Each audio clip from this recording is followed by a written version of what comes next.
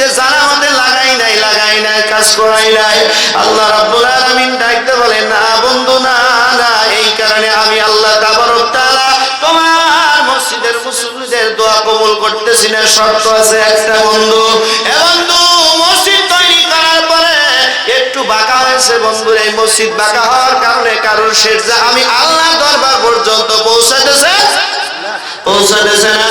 বাদশা শাহজাহান চোখের পানি ছেড়ে দিয়ে চিন্তা করতেছে, আরে এত সুন্দর আমি মসজিদ তৈরি করছি, তৈরি করার পরে এই মসজিদটা তো ভাঙার সম্ভাবনা নাই, তাহলে ফতুয়ার দরকার আছে কি নাই? ফতুয়ার দরকার আছে কি নাই? এ নবীর উম্মতেরা,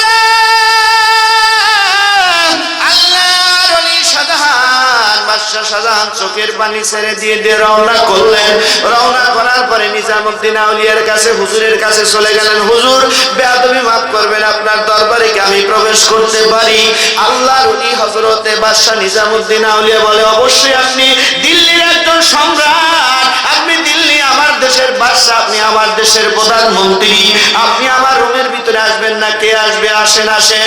রুমের ভিতরে আল্লাহর ওলি নিজামউদ্দিন আউলিয়া চোখের পানি ছেড়ে দিয়ে কান্দে আর বলে, হুজুর আপনাকে এই ভাঙা ঘরে আমি আপনাকে কোন জায়গায় বসতে দেব? হুজুর আপনি একজন বাদশা মানুষ, আপনি কেমন করে এই জায়গায় আপনাকে বসতে দেব? এবার বাদশা আল্লাহর ওলি নিজামউদ্দিন দুইটা পা বুকের সাথে জড়ায় ধরেছে। নিজামউদ্দিন আউলিয়া, হুজুর আমার বলছেন তাড়াতাড়ি করে ছেড়ে দাও।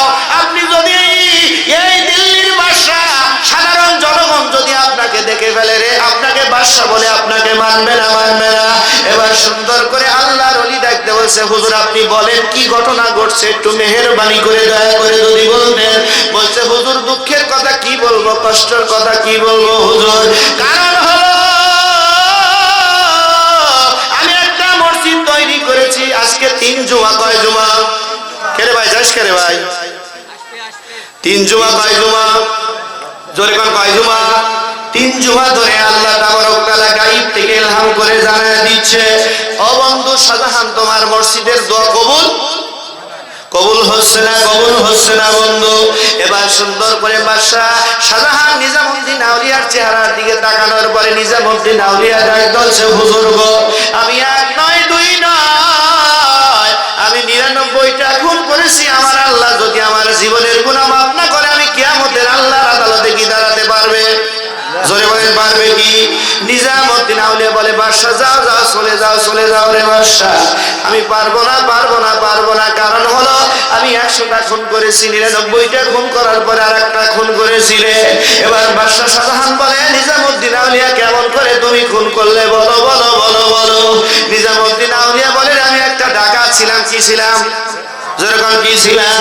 ডাকাত ছিলাম। যে নিজামউদ্দিন আউলিয়া বর্ণনা করতেছে, তামাম দুনিয়ার মানুষেরা রে, হুজুর জঙ্গলের ভিতরে আমি মানুষের টাকা পয়সা কেড়ে নিয়ে সুন্দর করে মানুষকে হত্যা করে ফেলতাম রে। মানুষের লাশগুলো জঙ্গলের ভিতরে ফেলে দিতাম। এই লাশগুলো ফেলে দেওয়ার পরে এই লাশগুলো বাঘেরা সুন্দর করে চাবায় খাইতো। আমার আল্লাহ মাফ করবে কিনা জানি না, হযরতে শেখ ফরিদ ওই রাস্তা দিয়ে রওনা করেছে। আল্লাহ শেখ ফরিদ ওই রাস্তা দিয়ে রওনা করার পরে নিজামউদ্দিন আউলিয়া একটা সেকেন্ডও দেরি করলেন না, সাথে অস্ত্র নিয়ে মাথায় পিস্তল ঠেকা দেওয়ার পরে বলতেছে, ও ফকির বাবা, তোমার চুলায় যা আছে তাড়াতাড়ি করে দিয়ে দাও। নিজামউদ্দিন চোখের পানি ছেড়ে দিয়ে কান্দে আর বলে, আল্লাহর ওলির মাথায় আমি যখন নিজামউদ্দিন আউলিয়া পিস্তল ঠেকানোর সঙ্গে সঙ্গে লোকটা ডাক দিয়ে আমার চেহারার দিকে তাকা, বলতেছে, বেটা নিজামউদ্দিন আমার চেহারার দিকে তাকা রে, নিজামউদ্দিন চেহারার দিকে তাকা। নিজামউদ্দিন আউলিয়া আল্লাহর ওলি হযরতে শেখ ফরিদের চেহারার দিকে তাকানোর পরে নবীর উম্মতেরা শেখ ফরিদের চেহারার দিকে তাকানোর পরে অন্তর থেকে তাওয়াজ্জুহ দেওয়ার সাথে সাথে বলছে, বাবা এ নিজামউদ্দিন আউলিয়া টাকা পয়সা চুরি করে ডাকাতি করে নিয়ে যে তোমার স্ত্রীকে খাওয়াচ্ছ, তোমার কলিজার টুকরা বেটাকে খাওয়াচ্ছ, তোমার সুন্দর করে মা বাপকে খাওয়াচ্ছ, এ বেটা নিজামউদ্দিন কাল কিয়ামতের ময়দানে এই ডাকাতের বাকি তোমার কলিজার টুকরা সন্তান নিবে বেটা, বলো। নিজামউদ্দিনের অন্তরের ভিতরে হুদাল লিল মুত্তাকিন মানে অর্থ হলো অন্তরের ভিতরে হেদায়েতের নূর যখন ঢুকে গেল রে, ঢুকে যাওয়ার পরে নিজামউদ্দিন আউলিয়া কোনো কথা বলে না, চোখে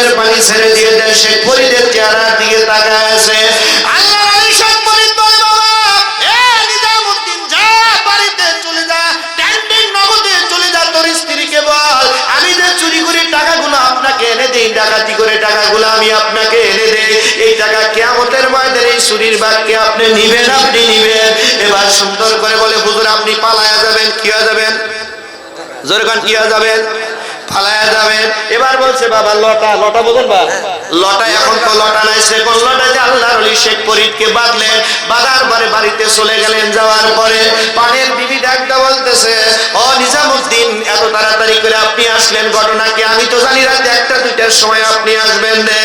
এ নবীর উম্মতেরা, নিজামুদ্দিনের চোখ পড়া পানি নিয়ে প্রিয়তমা স্ত্রীর কাছে যখন দাঁড়ায় গেলেন, দাঁড়ায় থাকার সঙ্গে সঙ্গে প্রিয়তমা স্ত্রী বলে, ঘটনা কি রে? নিজামুদ্দিন আউলিয়া তো নিজামুদ্দিন জীবনে তো এরকম কি করেন, এত নরম মেজাজ ধরে চোখটা চোখের পানি দিয়ে মাথাটা নরম করে যখন দাঁড়ায় গেছে রে।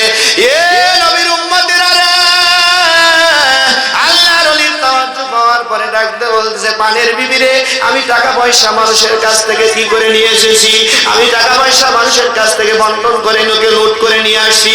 এ পানের বিবি, কাল কিয়ামতের ময়দানে এই ডাকাতির বাক্যে, এই মালের বাক্যে তুমি দে। বলে না না না, জীবনে ভাগ নেব, জীবনে ভাগ নেব না। অন্তরের ভিতরে গাও খেয়ে গেল, কলিজার টুকরা, কলিজার টুকরা বেটার কাছে গেলে, হে বেটা, আমি টাকা পয়সা নিয়ে এসে আমি তোমাকে কি করতেছি বেটা রে, আমি তোমাকে মানুষ করেছি, আমি আপনাকে লেখাপড়া করাচ্ছি। এ বেটা, কিয়ামতের ময়দানে সূর্য হাত উপর থেকে তাপ দিবে, বেঈমান নাসারাদের মাঝে গলে টস টস করে জমিনে পড়তে থাকবে, জমিনে পড়তে থাকবে, আল্লাহর আরশের ছায়া ছাড়া কোনো ছায়া থাকবে না। আমার নবী মাকামে মাহমুদের সিজদায় পড়ে পড়ে কাঁদতে থাকবে। এবার ওই কিয়ামতের ময়দানে কি আমার এই ডাকাতির ভাগ বেটা তুমি নেবে? বলে জীবনও নেব না, জীবনও নেব না। জনম দুঃখিনী মার কাছে চলে গেলেন, যে মা কলিজার টুকরা বেটাকে জীবন দেওয়ার জন্য রেডি, কথা বলেন ঠিক কিনা?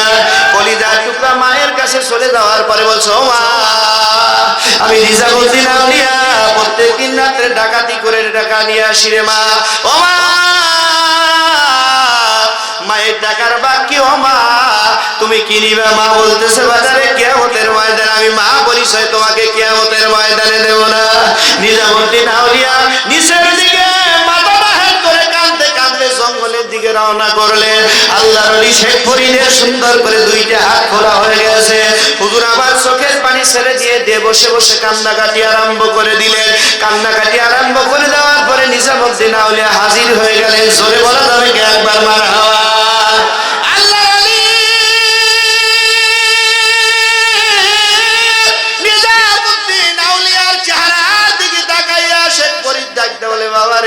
হেদায়েতের নূর বুঝি আল্লাহ তোর কলিজার ভিতরে ঢুকা দিয়েছে। জোরে বলা যাবে কি একসাথে মারহাবা? নিজামুদ্দিন আউলিয়া 2টা পাঁচ, নিজামুদ্দিন আউলিয়া শেখ ফরিদের 2টা পাঁচ হারালো। হুজুর আর জীবনে কোনোদিন আর ডাকাতি করব না হুজুর, আমি বিশাল বড় একটা অন্যায় করেছি হুজুর, আমি 1 নয় 2 নয় 99টা খুন করেছি। কয়টা? জোরে কয় না কয়টা? 99টা খুন করেছি। আমার আল্লাহ কি মাফ করবে না হুজুর? আল্লাহকে মাফ করবে না? আল্লাহর ওলি ডাক দিলে, বেটারে আল্লাহ মাফ করতে পারে। এই জায়গায় ট্যান্ডিং যে বসে আছো, মরা একটা বকুল গাছ আছে বেটা, এই মরা বকুল গাছে যদি ফুল যদি হয়ে যায় রে, তাজা হয়ে যায়, সেদিন মনে করবে আল্লাহ তোর জীবনের তামাম জীবনের গুনাহ মাফ করে দিয়েছে। জোরে বলা যাবে কি একবার মারহাবা? বেটা, এই মরা গাছ কি গাছ? মরা বকুল গাছ। এই গাছের নিচে বসে বসে জিকির করো, আল্লাহ যেদিন মাফ করে দিবে, মনে রাখবে ওই গাছের থেকে ফুলগুলো তোমার শরীরের উপরে পড়বে। জোরে বলি একবার সুবহান। আমি আপনাকে এতদিন বলে বসে থাকার সভ্য, কথা বলে ঠিক কি না? সমাজে দেখবেন জেনা অহরহ চলতেছে, চলছে না? হালাল ভাবে করতেছে, অনেকবার নাউজুবিল্লাহ। সুদ হালাল ভাবে চলতেছে, সমাজের প্রধানগুলো এই বিষয়ে কিছুই বলে না। ইমাম সাহেব যদি একটা ভুল হারে আদাতে লোকমা মারে, কথা কান্না ঠিক কি না?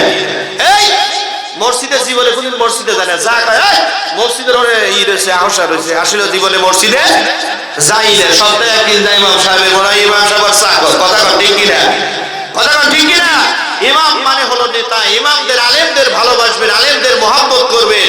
এই আলেমদের মহব্বত করে আলেমদের সাথেই জান্নাতে যাবেন। জোরে বলে একবার সুবহান। নিজামুদ্দিন আউলিয়া বললেন, হুজুর ঠিক আছে, আমি এই গাছের নিচে বসলাম, আমি এই গাছের নিচে বসে গেলাম, আল্লাহ যেদিন আমাকে মাফ করে দিবে আমি সেদিনই আবার আমি এই গাছের নিচে থেকে উঠবো। জোরে বলে একবার সুবহান।